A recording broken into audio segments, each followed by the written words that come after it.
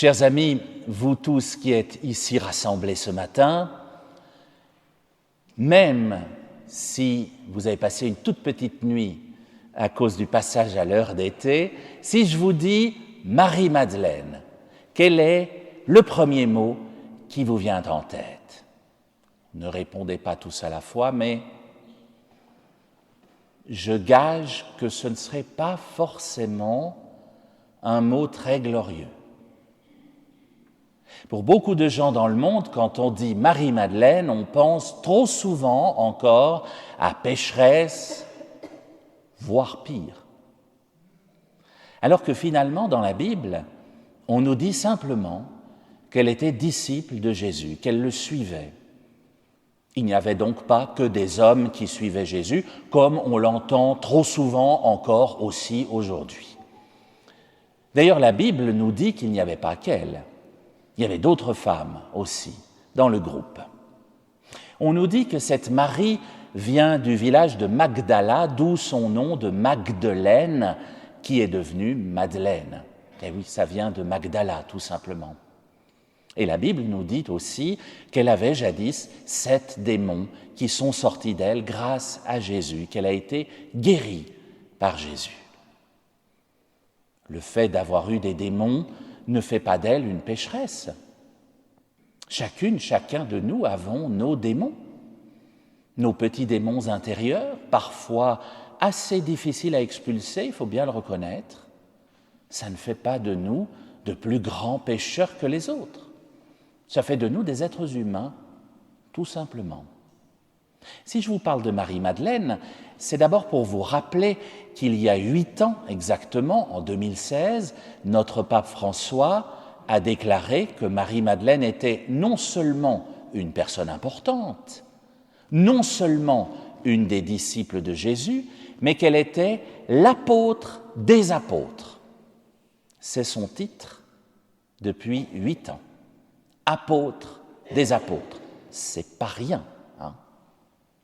L'Église reconnaît enfin les mérites de cette femme. Et si je vous parle d'elle, la Madeleine, comme on la surnomme aussi parfois, c'est parce que, vous l'avez entendu, c'est la première personne à avoir été citée dans l'Évangile que nous réentendons chaque année à Pâques.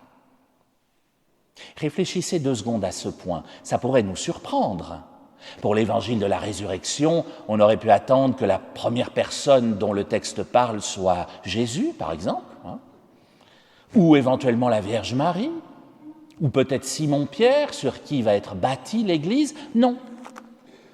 La première personne dont parle le texte le plus important de notre Bible, c'est Marie-Madeleine.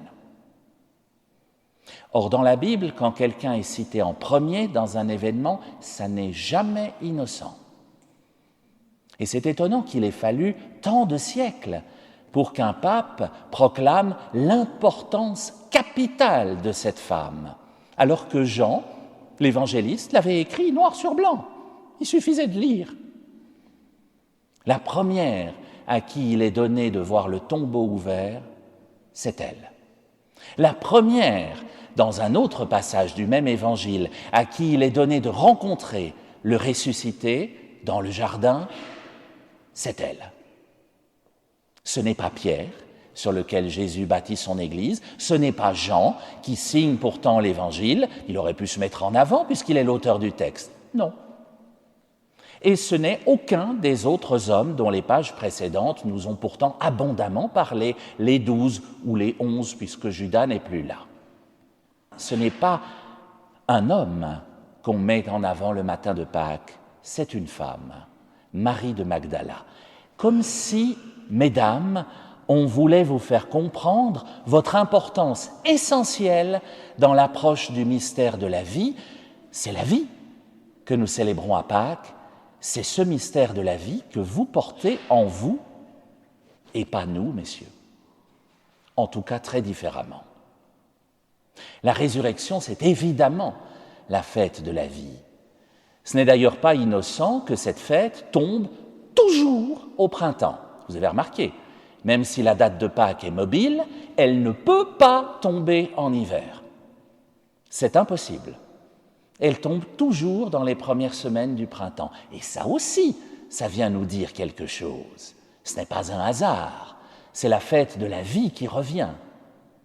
Et c'est bien pour ça qu'on offre des œufs à Pâques, vous en aurez tout à l'heure. C'est parce que l'œuf, de tout temps, c'est un symbole de vie, parce qu'il contient la vie, l'œuf, précisément.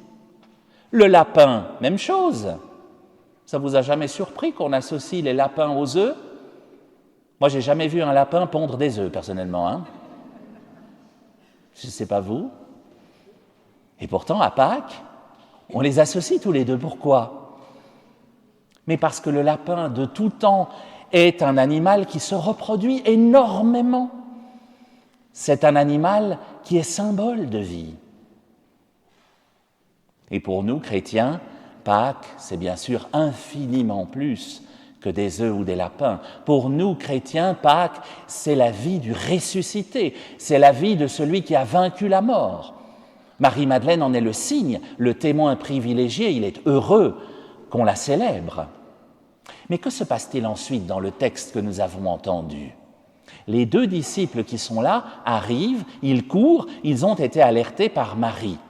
Oui, mesdames, les hommes ont toujours un temps de retard pour comprendre ce que vous essayez de leur dire. Ils courent, ils arrivent au tombeau, il y en a deux de ses disciples, Pierre et... Eh bien, on ne sait pas, parce que l'autre n'est pas nommé. Et ce n'est probablement pas Jean. L'autre, c'est, dit le texte, le disciple que Jésus aimait. Dans l'évangile de Jean, il porte ce nom du début à la fin, le disciple que Jésus aimait. Alors, il y a beaucoup de personnes qui se sont dit, oh, c'est étrange qu'il en aime un plus que les autres, ça ne ressemble pas tellement à Jésus, ça. Donc, probablement qu'il y a autre chose derrière cette expression. Et on pense, aujourd'hui, que le disciple que Jésus aimait, c'est une expression que Jean a utilisée, non pas pour parler de lui, mais pour parler de vous, de nous tous. Tu veux suivre le Christ? Eh bien, regarde ce qu'il est dit du disciple que Jésus aimait, parce que Jésus t'aime. Donc, relis l'évangile de Jean et va regarder ce que fait le disciple que Jésus aime, parce que c'est de toi dont il s'agit. Si vous relisez l'évangile de Jean avec cela en tête, c'est vertigineux. Vous allez trouver tout un programme de vie. Le disciple que Jésus aimait se trouve à la croix, je vous le rappelle, exactement comme vous êtes allés à la croix vendredi. On a entendu ce texte dans la Passion. « Voici ton fils », dit Jésus à Marie en parlant de ce disciple bien-aimé. Et il dit au disciple bien-aimé, « Voici ta mère ». Il nous donne Marie comme mère à chacune et chacun de nous. Vous voyez que ça change tout quand on se reconnaît dans ce disciple bien-aimé. Et dans notre épisode de ce matin, si on se met à la place du disciple bien-aimé, qu'est-ce que ça donne? Eh bien, alerté par un témoin de la résurrection, une femme, nous avons couru au tombeau. C'est exactement ce que vous avez fait ce matin. Peut-être pour les plus petits d'entre vous, réveillés par une femme, précisément. Votre maman qui vous a dit « Attention, c'est l'heure, il faut aller à la messe ce matin ». Nous sommes venus au tombeau. Mais bon, quand on est arrivé dans cette église, on n'a pas forcément tout de suite occupé les premiers bancs, n'est-ce pas? Les églises, c'est comme les bouteilles, ça se remplit par le fond, c'est bien connu. On n'ose pas toujours aller devant. Puis quand on est les derniers, on est obligé d'aller carrément dans le cœur. Alors là, c'est une expérience tout à fait particulière. Eh bien, c'est exactement ce qui était dit dans le texte. Le disciple bien-aimé arrive, mais il reste à la porte. Il n'ose pas aller plus loin. Il n'ose pas rentrer. Il dit « Allez-y, faites seulement. Allez devant. Moi, je vais rester derrière, ça me va bien. » C'est nous. Et c'est Pierre qui passe devant. C'est pas donné à tout le monde d'être Simon-Pierre. Hein. Il n'y en a qu'un. Il s'appelle François en ce moment, c'est le pape. Lui, il est fait pour passer devant. Et Dieu sait si ce n'est pas un rôle facile. Il en faut bien un qui passe devant. Vous voyez comme ce texte profond et spirituel qu'est l'évangile de Jean prend tout son sens quand on le regarde à la lumière du bien-aimé. Ce n'est pas un texte vieux d'il y a 2000 ans, c'est un texte qui traverse les âges, qui est toujours jeune, qui s'adresse à chacune, chacun de nous ce matin.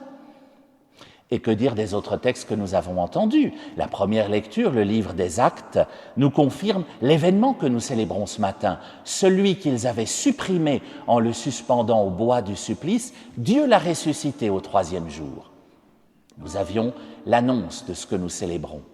Seulement, ce texte s'adressait directement à nous, parce que juste après, le texte disait « Dieu nous a chargés d'annoncer au peuple ». C'est nous qui sommes chargés tout à l'heure d'annoncer cette bonne nouvelle. Parmi toutes les personnes auxquelles vous allez souhaiter joyeuse Pâques par un petit message WhatsApp, sur Instagram, sur les réseaux sociaux, par un coup de fil pour ceux qui n'ont pas forcément l'habitude de pianoter sur leur écran, parmi toutes ces personnes-là, et Dieu sait si ça en fait du monde, n'oubliez pas de leur dire « Christ est ressuscité ». Ce n'est pas le tout d'écrire Joyeuse Pâques, n'importe qui va le faire. Mais nous qui sommes chrétiens, nous avons une autre bonne nouvelle à annoncer, à côté du lapin qui clignote. Nous avons à dire, le tombeau est vide. Christ est ressuscité et il l'a fait pour que nous ayons la vie éternelle. C'est quand même pas mal comme bonne nouvelle. Être pleinement chrétien, marcher à la suite du Christ, c'est devenir messager de cette bonne nouvelle. Le psaume le disait aussi. Que le dise Israël, éternel est son amour. Israël, dans la Bible, c'est pas le pays. Israël, c'est nous tous. C'est le peuple de Dieu dans la Bible. Que le dise Israël, que nous le disions autour de nous. Éternel est son amour. Alors pour ça, évidemment, il faut qu'en sortant tout à l'heure, on ait des têtes de ressuscités. Si vous sortez en tirant la tronche et que vous dites, vous savez, Jésus est ressuscité. Joyeuse Pâques, ça ne va pas forcément donner envie de vous croire. Si nous avons des visages de ressuscités en le disant, alors peut-être que les gens qui ne sont pas là ce matin vont se dire « Dis donc, ça a l'air de remplir de joie cette personne d'être allée à la messe ce matin. Peut-être que j'aurais dû y aller. Peut-être que l'année prochaine, j'irai. » Donc, en sortant tout à l'heure, je vous fais confiance, ayons des visages de ressuscités, aidons les gens à voir la beauté du ciel plutôt qu'à regarder le bout de leurs chaussures. Ça fait du bien de rencontrer des sourires, de rencontrer des gens qui ont la joie en eux. N'oublions pas que chacune, chacun a une place dans notre Église, même dans le cœur, que ce soit au premier rang ou au dernier rang, ou au service de l'autel, ou de l'assemblée. Chacune, chacun de vous fait partie pleinement, dignement de cette Église. L'Église avec un grand E, ce n'est pas seulement le pape, les évêques et les prêtres. C'est 2,5 milliards de personnes. C'est quand même pas mal, La famille des chrétiennes, des chrétiens, c'est la plus grande de la terre. Eh oui. Et cette Église est en fête aujourd'hui. Alors, soyons des disciples de la fête. Soyons en fête quand nous ressortirons tout à l'heure. Rappelons aux gens que notre Seigneur est vivant, qu'il est ressuscité pour que nous ayons la vie éternelle. Joyeuse Pâques à chacune, à chacun. Christ est vivant, il est ressuscité.